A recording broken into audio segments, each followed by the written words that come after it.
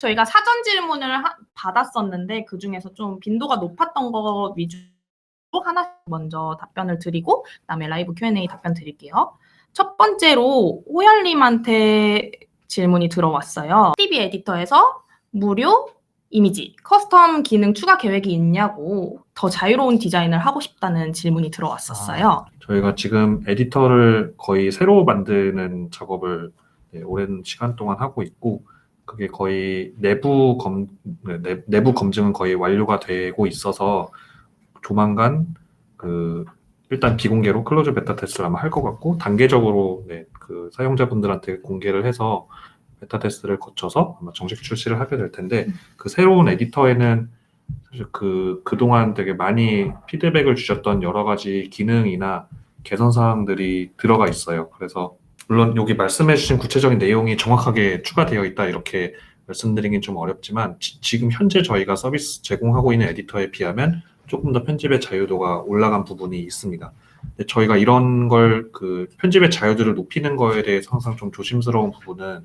편집의 자유도가 높아지면 상대적으로 모든 분들이 쉽게 사용하기가 좀 어려워지는 그런 측면이 있어요. 그래서 무조건 어떤 자유도를 확 높이는 게 정답은 아니라고 생각을 하고 있어서 그런 부분을 잘 고민해서 원하시는 디자인을 하실 수 있지만 그걸 또 모든 분들이 쉽게 편집을 하실 수 있는 그런 수준을 잘 고민하면서 에디터를 만들어가고 있습니다. 네, 새로운 에디터를 준비하고 있다는 말씀을 해주셨는데 저도 내부에서 확인을 해보니까 너무 좋아가지고 좀 더 기대하고 있습니다. 네, 다음 질문으로 넘어가 볼게요. 저희가 이거 질문을 조금 크게 하려고 했는데 잘 작동이 안 되어가지고 우선은 이렇게 전체 모드로 보도록 하겠습니다. 룰님한테 질문이 들어왔어요. 뉴스레터를 시작할 때 초기 구독자 100명을 모으는 팁이 있을까요? 이렇게 물어봐 주셨어요. 네. 뭐 물론 100명의 친구가 있으면 가장 좋겠지만 네. 뭐 제가 했던 방법을 살짝 설명을 드리면요. 우선 스티비에서는 구독 폼을 쉽게 만드실 수 있어요. 그리고 구독 폼은 뉴스레터가 없어도 콘텐츠가 없어도 일단 만들어둘 수 있기 때문에 어떤 콘텐츠를 만들지 계획을 하시고 나를 믿고 구독해줄 사람들에게 먼저 알리시면 좋을 것 같아요. 그리고 혹시 이 뉴스레터가 뭐 전문적으로 뭐 디자인 관련된 뉴스레터라거나 아니면 고양이 뭐 이런 어떤 특정 주제가 있다면 제가 주변 발행인분들에게서 들었던 팁 중 하나는 해당 카톡방이나 이런 모임이 있는 뭐 그런 곳에 홍보를 하는 거죠. 내 뉴스레터 콘텐츠에 자신이 있다면 그리고 이 콘텐츠가 정말 도움이 될 거라는 생각이 있다면 쉽게 얘기를 할 수 있을 것 같아요. 그리고 이 내용은 제가 입사를 하고 스티비 수요 레터에서 한번 다룬 적이 있는 내용이에요. 네. 그래서 지난 수요 레터 보기를 보시면 구독자를 모으는 방법에 대해서 3가지 방법을 제가 적은 게 있는데요. 이걸 참고하시면 꽤 많은 도움이 될 것 같습니다. 네. 그래서 저희 스티비 블로그에 방문하면 룰님이 구독자 모으는 방법을 또 써놓으신 거죠. 맞아요. 들어와서 네. 한번 봐주시면 좋을 것 같습니다. 그리고 저에게도 질문이 하나 들어왔었는데 이렇게 남겨주셨어요. 스티비 팀도 수요 레터를 보내고 있잖아요. 네, 보내고 있습니다. 기획, 제작, 배포 기간, 그리고 효과 등 훌륭한 이메일 마케팅 콘텐츠를 발간하시는데 네. 실제 스티비 서비스 사용으로 연결이 되고 있나요? 네, 질문을 찬찬히 읽어보니까 수요레터 구독자분들이 결국 스티비에 오셔서 회원가입을 하고 결제해서 활용하냐 이거를 여쭤봐 주신 것 같아요. 결론부터 얘기하면 네, 저는 많이 체감하고 있습니다. 물론 그것을 데이터로 다 꼼꼼히 추적하지는 않지만 저희가 팀 전체에서 CS를 다 하고 있거든요. 그런데 뭐 저나 룰님, 수요레터 발행인들이 답변을 달았을 때 수요레터 보고 이 기능 쓰러 들어왔어요. 이렇게 얘기를 해주시기도 하고 수요레터를 오래 보다가 이번에 드디어 해보려고 결제했습니다. 이렇게 답변도 많이 해주세요. 그러면 와 너무 감사합니다. 이렇게 말씀을 드리곤 하는데요. 어떻게 두 분도 그렇게 체감하시나요? 네, 저 기억나는 게 저희가 준비하고 있는 그러니까 출시를 준비하고 있는 기능들이 있거나 수요레터에서 그런 기능을 소개하는 경우가 있는데 그런 게 딱 필요한 시점에 수요레터에서 이걸 소개해서 혹시 나를 지켜보고 있는 거냐 이렇게 말씀하셨던 분이 생각이 나네요. 네. 많은 도움을 받고 계신 것 같아요. 사용하시는. 시오레터를 구독하시는 분들이 아무래도 이메일 마케팅이나 뉴스레터 제작에 관심이 있는 분들이 모여 있다 보니까 반응도 더 크게 느껴지는 것 같습니다. 맞아요. 네, 그리고 지금 저희가 보내고 있는 뉴스레터 말고 저희가 스티비 서비스를 실제로 출시하기 전에 서비스 출시 전부터 뉴스레터를 발송을 했었어요. 그때 물론 이름은 스요레터는 아니었는데 맞아요. 제 기억에 초반에 뭐 200~300명 분들한테 뉴스레터를 발행을 하다가 스티비 서비스가 출시하는 시점에는 한 1,200명 정도의 구독자를 저희가 뉴스레터를 통해서 확보하고 있었는데 네. 그 서비스 출시하고 나서 실제로 유료 고객으로 유입되신 분들은 대부분 그 뉴스레터를 구독하고 계시던 분들이었어요. 그래서 뉴스레터를 발행을 하는 기간 동안 우리가 앞으로 출시할 서비스의 잠재 고객을 미리 확보할 수 있었다, 이렇게 볼 수 있을 것 같아서 저는 서비스를 사용을 하도록 전환시키는데 뉴스레터가 정말 효과가 크다, 그리고 효율도 높다, 이렇게 생각하고 있습니다. 네.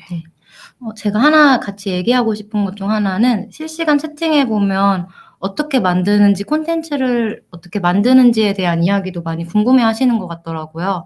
그래서 지금 보시면 스요레터의 준비 기간이 얼마나 되세요? 라는 질문도 있는데요.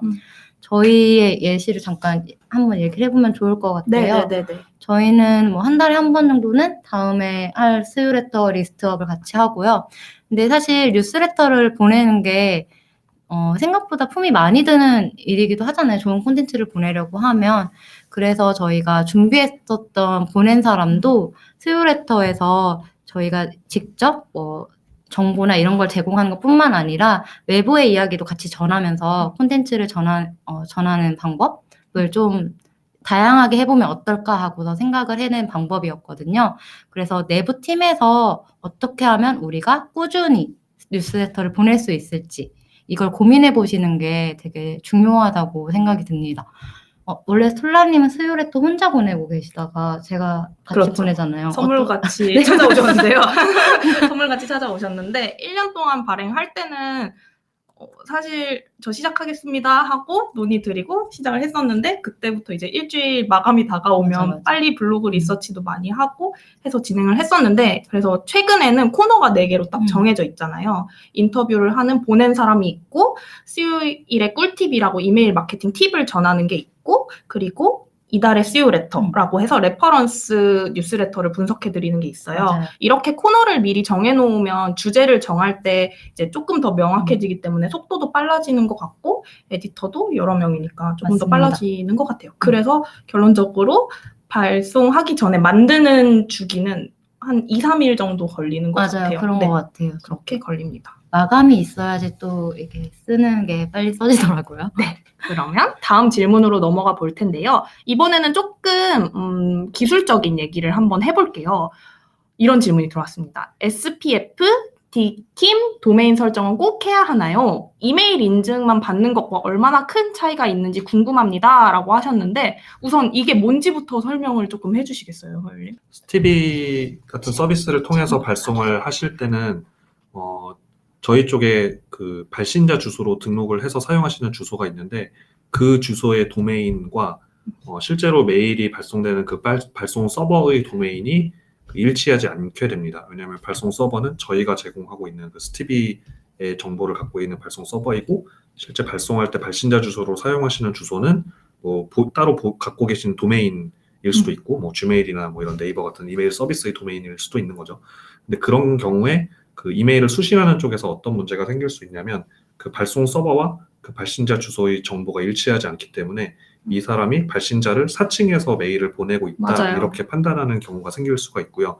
그런 경우에는 뭐 스팸으로 분류될 리스크도 있고, 그리고 뭐 네이버 같은 경우에는 상단에 이 메일의 발신자는 뭔가 사칭하고 있는 것일 수도 있습니다. 이런 식으로 되게 맞아요. 강하게 경고 문구가 표시되는 경우도 있습니다. 그래서 맞아요. 그런 걸 피하려면 수신 서버한테 그걸 알려줘야 돼요. 이게 내가 사칭한 게 아니라 내 발신자 주소의 도메인과 그 발송 서버의 도메인이 일치하지 않지만 이게 실제로 내가 그 사용하고 있는 발송 서버이다, 이거를 수신 서버한테 알려줘야 되거든요. 맞아요. 그래서 그걸 이제 그 기술적으로 뭔가 표시를 해서 알려주는 걸 SPF, DKIM 설정이라고 이해를 하시면 되는데, 네. 제가 설명을 드리면서 이 어떤 차이가 있는지 말씀을 이미 드린 것 같은데 하냐 안 하느냐에 따라서 그 경우에 따라서 스팸으로 분류될 리스크가 상당히 많이 차이가 납니다. 근데 물론 이게 그 안 했다고 해서 무조건 스팸으로 많이 분류된다고 보긴 어렵고 그 수신 서버에서 어떤 정책을 갖고 있는지랑 그리고 발송하시는 뭐 컨텐츠의 특성이나 이런 거에 영향을 받기 때문에 이게 꼭 뭐 맞다 아니다 이렇게 딱 나눠지는 건 아닙니다. 근데 어쨌든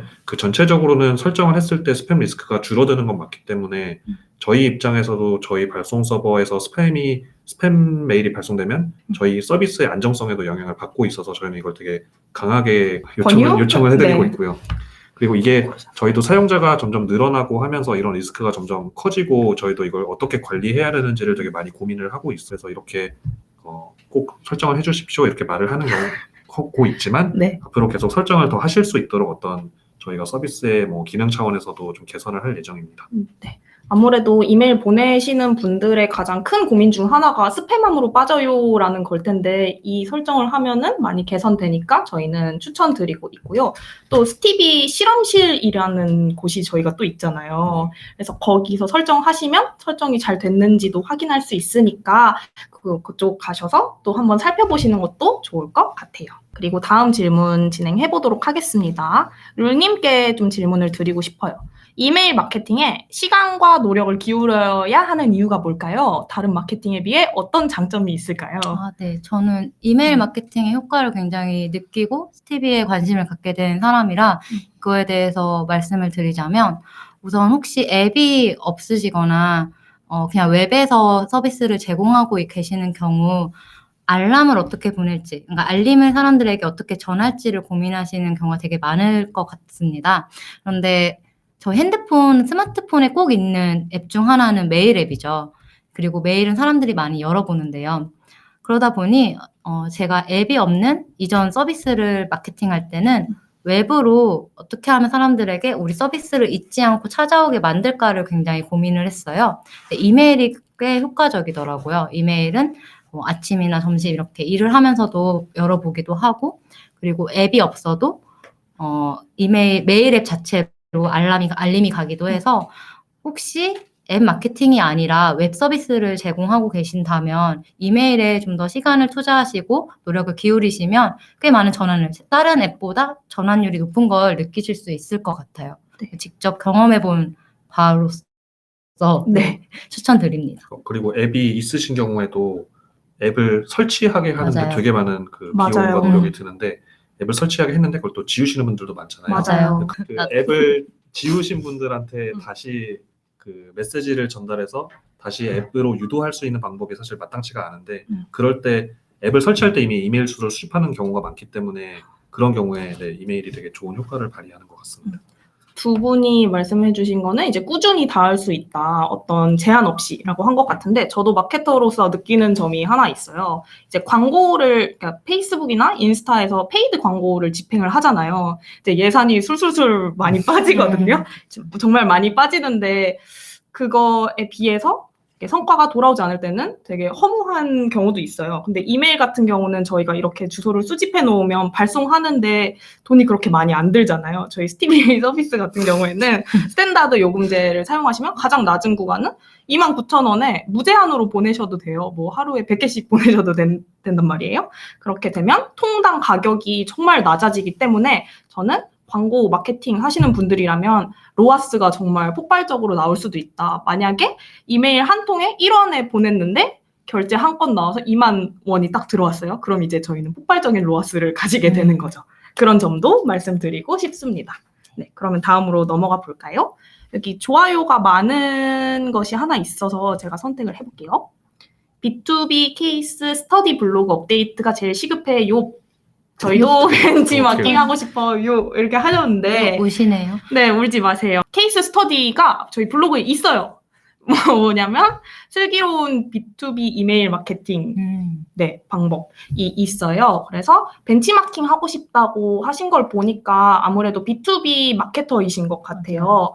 그래서 거기 살펴보면 왜 해야 되는지 그리고 어떤 식으로 하실 수 있을지 예시를 들어놨는데 사실 B2B라고 해도 어떤 걸 마케팅 하시느냐에 따라서 케이스가 다 달라질 것 같은데 저희처럼 뭐 솔루션을 이렇게 마케팅하는 경우에는 사용법이나 뭐 활용 방법 팁 이런 것들을 전하실 수도 있을 것 같고요. 혹은 저희 고객사 중에 신시얼이라고 이제 B2B 굿즈를 제작해 주시는 곳들이 있어요. 거기는 신제품이 나오면 이메일로 이렇게 하나씩 깔끔하게 딱 쏴주세요. 그럼 마케터 입장에서는 그게 광고이기도 하지만 이런 굿즈가 나왔네? 라고 정보를 받게 되는 거예요. 이런 식으로. 그래서 조금 포괄적인 답을 드렸지만 B2B라도 어떤 것을 판매하느냐에 따라서 이메일 마케팅 방법이 달라질 수 있고 그게 스티비 블로그에 이미 있으니까 참고해 주시면 좋을 것 같아요. 제가 더 최신 케이스도 더 찾아보겠습니다. 그러면 다음 질문으로 넘어가 보도록 하겠습니다. 이게 좋아요가 정말 많았어요. 좋아요가 8개가 있는데 많이 궁금하신가 봐요. 룰님이 한번 읽어주시겠어요? 네, 시간대별 이메일 오픈율과 클릭률도 궁금합니다. 외국 데이터를 보면 보통 출퇴근 시간, 점심시간 근처에 오픈율이 높던데 한국만의 특이점이 있는지 아니면 동일한지 궁금합니다. 이것도 회사 개인으로 나눠서 알면 좋을 것 같아요. 저희가 이거를 분석을 했었죠. 네, 뭐 이런 거 말고도 리포트에 담진 않았지만 분석한 내용들이 많이 있는데 그 리포트에 담았을 때 이게 어떻게 받아들여질까를 생각하면서 좀 제외시킨 내용들도 맞아요. 좀 많이 있어요. 그래서 시간대별 같은 경우는 이게 말씀하신 것처럼 그러니까 쉽게 생각하면 데이터를 떠나서 내 이메일을 받아볼 구독자들이 그 이메일을 언제 잘 열어볼지를 생각하면 뭐 회사에 있는 분들한테 업무와 관련된 메일을 보낼 때는 당연히 뭐 출근 시간이나 출근해서 딱 자리에 앉았을 때 그 시간에 맞춰서 보내거나 아니면 점심시간 끝나고 다시 업무에 복귀하는 시간에 맞춰서 보내는 경우가 많은 것 같고 그리고 그렇게 저희가 스유레터에 대해서도 저런 시간을 가지고 테스트를 해보고 있는데 지금은 오후 2시에 네. 보내고 있죠. 근데 네. 예전에는 아침 시간에 보냈던 적도 있거든요. 출근 시간에 맞춰서. 맞아요. 그러니까 그게 저희도 이제 우리 구독자들이 어떤 그 이메일 사용 패턴을 갖고 있는지를 생각하면서 테스트를 해보면서 이제 그런 것들을 판단해서 시간을 뭐 바꿔보기도 하고 이러고 있습니다. 그래서 저런 그 시간대별 이메일 오픈율과 클릭률을 저희가 분석을 해보긴 했는데 그런 게 이제 자칫 아까 그 요일에 따른 성과나 뭐 발송 빈도에 따른 성과를 말씀드릴 때 이제 말씀을 드렸던 것처럼 이 시간에 보내면 오픈율이 더 좋아지겠지 이렇게 좀 받아들이시는 경우가 너무 많아서 특히 시간 같은 경우에는 그래서 그런 게 좀 우려가 돼서 저런 내용을 제외를 했었고요. 그게 사실 뭐 꼭 그 평균 데이터라는 게 그런 함정이 있는 것 같아요. 평균은 그렇지만 내 구독자들도 과연 거기에 적용이 될까를 생각해 보면 저런 걸 뭐 참고로 알아두시는 건 도움이 되시겠지만 실제로는 그 계속 이메일 뉴스레터라는 게 정기적으로 반복해서 보내는 거니까 그걸 보내시면서 테스트를 해보시는 게 더 의미가 있지 않을까 이렇게 생각을 합니다. 저도 그렇게 생각을 하고 호열님이 그 편견의 함정이라고 얘기를 해주셨는데 아무래도 타겟에 따라서 아까도 말씀드렸듯이 타겟에 따라서 보는 건 다 다르고 저희 팀의 디자이너 분이 위클리디라는 뉴스레터를 발행하세요. 그분께 이런 질문을 항상 제가 초반에 드렸었는데 어떻게 말씀하셨냐면 물론 사람들이 많이 열어보는 시간대도 있겠지만 똑같은 시간에 꾸준히 보내면 이제 뉴스레터가 오는구나 라고 인지를 하고 다음에 그 시간이 되면 구독자들이 기다렸다가 오픈을 하는 경우도 있고요. 혹은 지금 시간이면 와 있겠네 하고 메일함에 가서 나중에 확인하는 경우도 있어요. 그렇게 해서 물론 이런 데이터도 중요하지만 이메일 채널의 특성을 살려서 꾸준히 소통을 하셔서 이 시간은 뭐 스유레터의 시간, 이 시간은 야불야불의 시간, 이 시간은 비레터의 시간, 뭐 위클리디의 시간 이런 식으로 이렇게 각인시키는 것도 정말 추천드립니다. 네. 그리고 저희가 인터뷰를 했었을 때 좀 인상적이었던 건 어느 시간대에 보낼까를 오후로 설정한 팀이 있었는데 그 이유가 보내는 사람이 많은 사람들이 아침에 읽을 것 같지만 출퇴근 시간에 읽을 것 같지만 보내는 사람이 수정하거나 이거를 고쳐야 하는 시간도 고려했을 때 오후가 낫겠다라고 결정을 내리셨다고 해요. 맞아요. 이게 사실 오픈율도 보면 어느 시간에 보냈다고 오픈을 한다보다는 누가 보냈냐를 가지고 오픈율이 정해지고 있는 것 같거든요. 그래서 내가 신뢰되는 것을 보낸다를 사람들에게 인식시켜주는 게 더 우선인 것 같고요. 왜냐면 한 번 열어도 그 다음에 안 열 수도 있으니까요. 그렇게 고민을 하시고 지속적으로 내가 약속을 정해서 보낸다면 계속 내가 지킬 수 있는 약속으로 설정을 하시는 게 더 중요한 것 같습니다. 네, 맞아요. 여기 실시간 채팅에 또 카탈로그는 금요일 이런 느낌을 받으신다고 했는데 구독자들이 맞아요. 실제로 이런 느낌을 받으신대요. 그래서 저희 꼭 꾸준히 열심히 보내보도록 할게요. 그리고 그 다음으로 좋아요가 높은 질문 한번 해볼게요. 네, 해보시죠. 네네네. 뽀열님이 한번 읽어주실 수 있으신가요? 장기간 이메일을 오픈하지 않고 있는 구독자를 한 번에 정리할 수 있는 기능은 없을까요? 구독자 수와 요금제가 연동이 되다 보니 유효하지 않은 구독자를 줄이는 기능이 꼭 필요하다고 생각됩니다. 우선 룰님, 장기간 이메일을 오픈하지 않는 구독자를 한 번에 정리할 수 있는 기능이 있을까요? 있습니다. 우측 그 주소록에 들어가서 우측 상단을 보시면 파일로 내보내기라는 기능이 있어요. 그거를 클릭하셔서 파일로 구독자별로 오픈을 했는지 안 했는지 오픈율과 클릭률을 보실 수 있는데요. 이걸 다운받아서 오픈하지 않은 사람들은 리스트업을 하시고 이걸 제외하시고 파일을 다시 업로드하시는 방법도 있고 혹은 저는 이렇게도 사용하고 있거든요. 그러니까 장기간 오픈하지 않는 경우에는 그룹으로 따로 만들어 놓고 수신 거부로 옮겨 놓은 후에 저희가 구독자 수 중에서 수신 거부는 포함이 되지 않아요.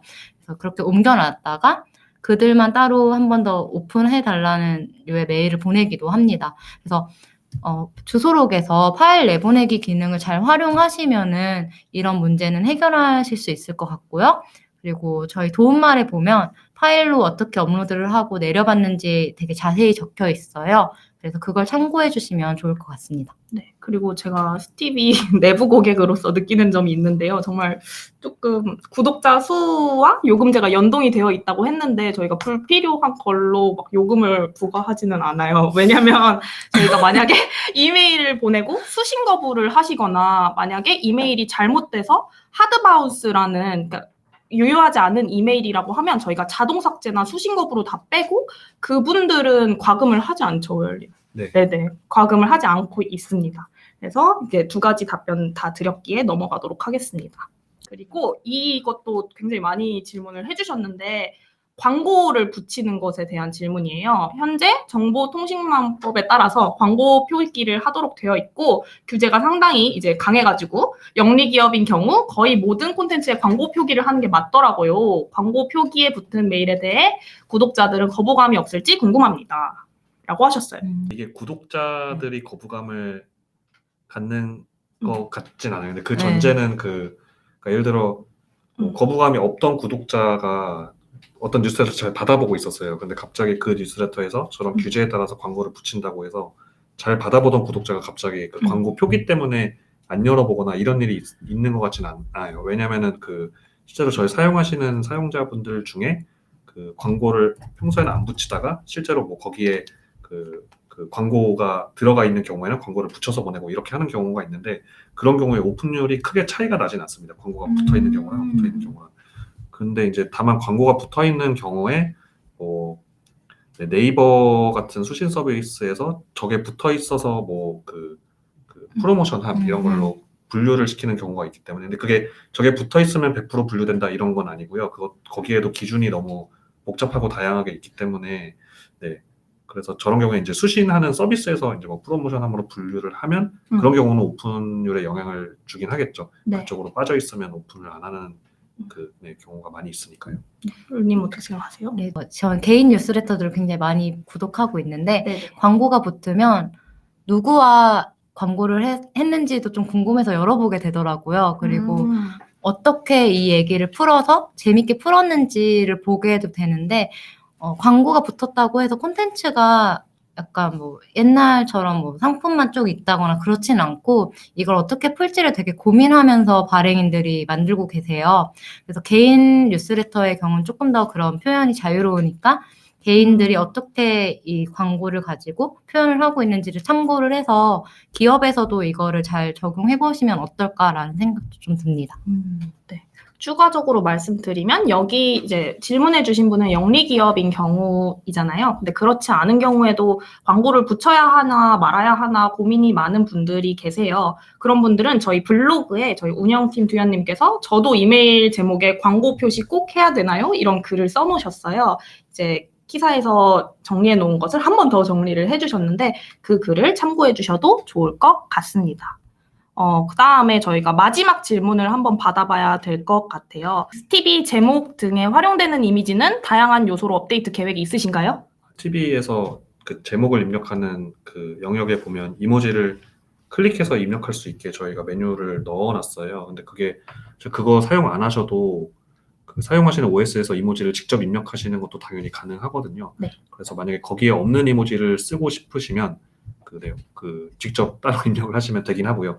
근데 저희가 그렇게 메뉴를 만들어 놓은 이유는 거기에는 이모지가 되게 조금 들어있어요. 기본적인 이모지만 저희가 거기서 선택해서 넣으실 수 있게 하고 있는데 그 이유는 그 이모지가 그 환경에 따라서 다르게 표시되거나 아니면 제대로 표시가 안 되는 경우가 의외로 많이 있어요. 그 이메일을 수신하는 사람이 어떤 환경에서 열어보냐에 따라서 내가 입력한 이모지가 제대로 표시가 안 되는 경우가 많이 있습니다. 그래서 저희가 거기에 넣어놓은 것들은 되게 그래도 좀 안정적으로 많은 환경에서 잘 표시되는 이모지만 거기에 기본적으로 넣어놓은 거라서 네, 그런 기준에서는 저희가 그 이모지를 업데이트를 하는 거는 당장은 고려를 하고 있지는 않아요. 왜냐하면 거기에 없는 이모지를 쓰고 싶으시면 입력할 수 있는 방법이 당연히 기본적으로 있기 때문에 네, 그래서 그런 저희가 하고 있는 이모지가 그런 목적이다 이렇게 이해해 주시면 좋을 것 같아요. 네, 스유레터의 경우에도 스티비에 있는 이모지만 활용하고 있진 않거든요. 여러분 구글에 이모지 피디아나 이모지 키보드 치시면 모든 이모지가 다 나오는데 그거 붙여 넣으셔도 될 것 같아요. 시간이 사실은 30분까지였는데 마지막 하나 질문만 더 하고 마무리할까요? 네, 마지막 마무리 질문으로 다른 이메일 플랫폼 대비 스티비의 강점은 무엇인가요? 에디터가 진짜 쉽고 쉬운 점이 저는 강점인 것 같아요.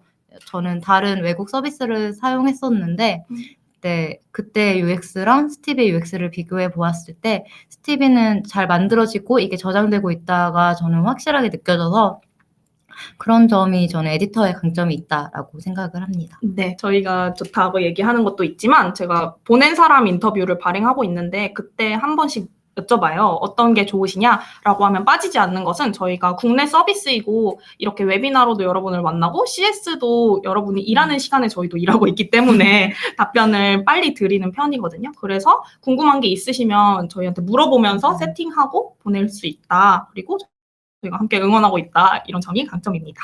네, 호열님 마지막으로 얘기해 주시겠어요? 네, 저도 제가 생각하기에도 그리고 이제 뭐 외부에서 만나시는 분들이 많이 말씀해 주시는 부분은 아무래도 제작 쪽, 그러니까 에디터가 편리하게 되어 있다. 이게 현재 스티비의 강점인 게 맞는 것 같고요. 그리고 뭐 에디터 외에도 저희가 어떤 기능을 만들 때는 항상 그 기능이 뭐 강력해야 된다. 되게 많은 문제를 그 기능을 해결해야 된다. 이런 걸 중점적으로 생각하기보다는 그 기능을 많은 분들이 최대한 쉽게 사용할 수 있어야 된다. 이런 쪽으로 많이 고민을 하게 되는 것 같아요. 그래서 그 기능이 좀 단순하거나 여러 가지 기능이 구현되진 않는 부분도 있긴 하지만 어쨌든 저희가 이메일 마케팅을 할 때 모두에게 꼭 필요한 기능들을 개발을 해서 스티비에 추가를 하고 있는데 그런 기능은 정말 누구나 써도 쉽게 이해하고 쓸 수 있도록 그렇게 만들려고 노력을 하고 있습니다. 네, 그렇습니다. 네, 애쓰고 있습니다. 열심히 여러분. 하겠습니다. 네, 그래서 Q&A 질문은 여기서 마무리 한번 해보도록 하겠습니다. 그래서 오늘 1시간 반 동안 이렇게 웨비나를 진행해 보았는데 너무 함께 해주셔서 감사드립니다. 두 분 마지막으로 하실 말씀 있으실까요? 두 분이 웨비나 중간에 몇 번 진행하셨었잖아요. 이메일 클래스나. 그래서 저는 여기 오랜만에 라이브로 하는 웨비나에 참석을 해봤는데 역시 긴장이 많이 되고요.